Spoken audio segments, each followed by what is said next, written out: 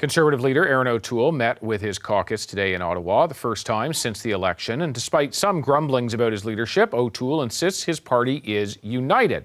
He has now tapped former Conservative MP James Cumming to chair the review of his party's election performance.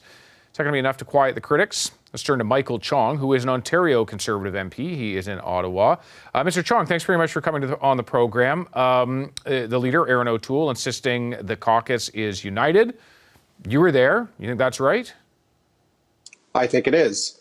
Obviously, we had a full and frank discussion today about what went right and what went wrong during the most recent campaign, areas where we could improve, areas where there's more work that's needed. And as you mentioned, Erin O'Toole has tasked a former MP, Edmonton MP James Cumming, with leading a comprehensive 360-degree review of what happened during the campaign. So we had a full, frank discussion, but that said, the caucus is united, the party is united, and I think we're on the right track. Okay.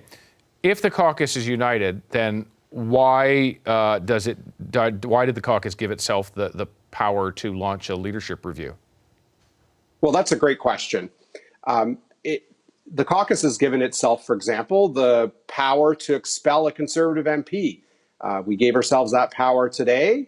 We gave ourselves that power in the last two parliaments. That doesn't mean we have a Conservative MP that we want to expel from caucus. There's some 120 Conservative MPs today.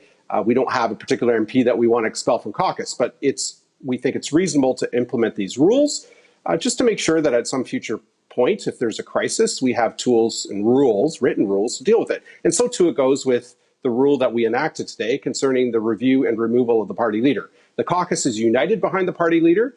We have the confidence in Erin O'Toole, but it's prudent to have these written rules in place because you never know what might happen in the future, whether it's the expulsion of a Conservative MP or whether it's the review of a party leader. When you said a couple of times there was a full and frank discussion, is there agreement when you talk about that frankness in what went wrong, or does it depend on who you talk to?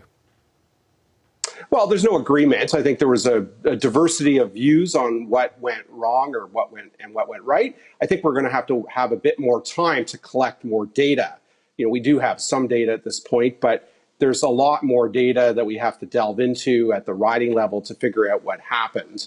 And that's why James Cumming has been tasked with leading this review. And he's the right person to lead the review. He lost his seat in Edmonton. And so he knows full well that things didn't go in some cases as well as they might have gone. And so he's the right person to lead this review. He's going to take several months to do that. And we await his results. So you say the caucus is united, but it is clear there are some from within the party who do not back the leader, Erin O'Toole. We also saw that when this happened 2 years ago, I don't need to tell you, Andrew Scheer got through the day that you've just got through, that Erin O'Toole has just got through, and did not survive just a few weeks later. When I look at this and I look at the election campaign we've come through and some of the issues that sort of stuck and became thorns in the side of the leader, changing the platform around guns, for instance, and changing that platform after it had been released in the middle of the campaign. I also look at the past sort of year and a half for Erin O'Toole and the guy he ran on in the leadership campaign, who was, by some accounts, true blue, was talking much more about scrapping Trudeau's carbon tax, only to months later say, well, no, we need to have one of our own.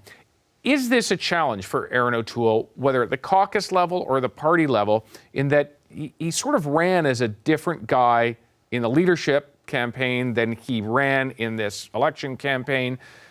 And there, I suppose, could be questions in the electorate about who he really is still. Well, I think the electorate responded to their first introduction of Erin O'Toole during the 5-week federal election campaign we all went through.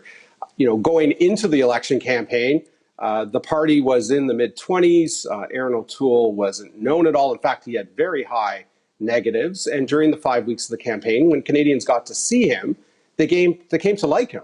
Obviously, we didn't have enough time to make that happen as much as we would have liked to. But something also went wrong in the middle of that campaign, right? Like, things were going really well. It looked like you were on track to win a government and potentially even a majority government. And then, zoom. Agreed. Absolutely. You raised the issue of the Liberal attacks on us regarding military assault style weapons. Mm-hmm. Clearly, we walked into that trap. And that's one of the things that we have to learn from to make sure that we don't do that again. And there were other things that we will learn from this campaign. We got wedged on vaccines. The Prime Minister used vaccination policy as an attack issue, as a wedge issue during the campaign. He's been head of government now for the entire 18 months of this pandemic, and at the beginning of the election campaign decided to trot out his policy on vaccine mandates and vaccination policy when he could have done it months ago. But he chose the campaign to do it because he knew he could wedge Canadians and wedge Conservatives in particular. As we know, at the start of the campaign, only 20% of Canadians were unvaccinated, and he essentially used them as a giant piñata to try to win votes on the other side of the ledger with the 80% of Canadians who were vaccinated. And so we were in a difficult position in that regard. Yeah, but is a wedge necessarily a bad thing? That's the thing, is if 80% of Canadians are vaccinated and a large proportion of Canadians support vaccinations, is a wedge necessarily a bad thing? That wedge was a bad thing. I can say that unequivocally.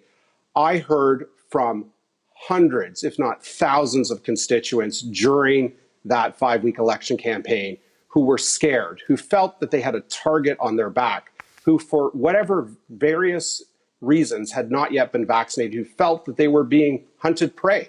It's not a responsible, mature approach to leadership to target that many Canadians and use them as a political tool during an election campaign to try to win more votes on the other side of the ledger. So look, we walked into a number of traps during the campaign. Obviously, we're going to have to learn from that and improve in the next campaign. But the long and short of it is this.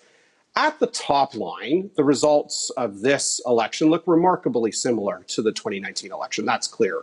But when you look underneath the hood, there's a lot of difference. And the biggest difference is that we have started to regain traction. We've started to win more votes in Ontario, Quebec, the Maritimes, and Newfoundland. We increased our percentage of the popular vote in Ontario from 32 to 35% this election. Okay. We increased our percentage of the popular vote from 16 to 20% in Quebec. We won a seat in Newfoundland for the first time in 10 years and additional seats in the Maritimes. So we're headed in the right direction. We just need more time to do it, and Erin O'Toole needs more time to do it. Okay. Michael Chong, always good to have you on the program. Thanks very much.